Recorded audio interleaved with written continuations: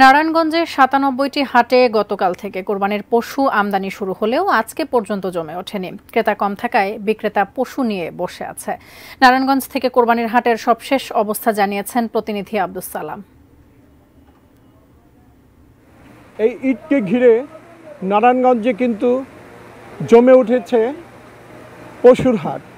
এবছর নারায়ণগঞ্জ জেলায় ৯৭টি হাটে পশু উঠেছে এবং এর পাশাপাশি কিন্তু প্রায় ৪৫০০ খামার রয়েছে, যেই খামারগুলোতে সারা বছরই কিন্তু পশু, কোরবানির পশুর জন্য গরু থেকে শুরু করে মহিষ এবং ছাগল এগুলো কিন্তু তৈরি করা হয়েছে কোরবানি ঈদে বিক্রি করার জন্য।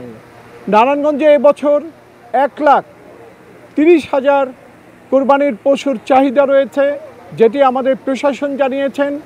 সেখানে কিন্তু নারায়ণগঞ্জে যে খামারগুলো, যে ৪৫০০ খামার রয়েছে, এই খামারগুলোতেই কিন্তু ১ লাখেরও অধিক পশু উৎপাদিত হয়েছে।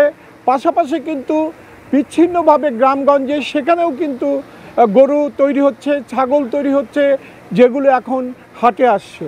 খামারগুলোতে খবর নিয়েছি, সেখানে কিন্তু মূলত ওজন দিয়ে কিন্তু বেচা কেনা শুরু হচ্ছে এবং এই ওজনের মধ্যে কিন্তু আমরা যেটা জেনেছি যে লাইভ ওয়েট যেটাকে বলা হয়, সেখানে কিন্তু ৪৭০ থেকে ৫২০ টাকা পর্যন্ত বিক্রি হচ্ছে।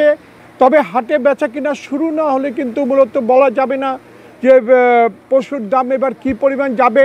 এবং এখন পর্যন্ত কিন্তু প্রশাসন আমাদেরকে যেটি জানিয়েছেন যে তারা কিন্তু প্রতিটি হাটে যাতে কোনো অপ্রীতিকর ঘটনা না ঘটে সেই জন্য কিন্তু তারা হাটের মধ্যে নিরাপত্তার পর্যাপ্ত ব্যবস্থা গ্রহণ করেছেন।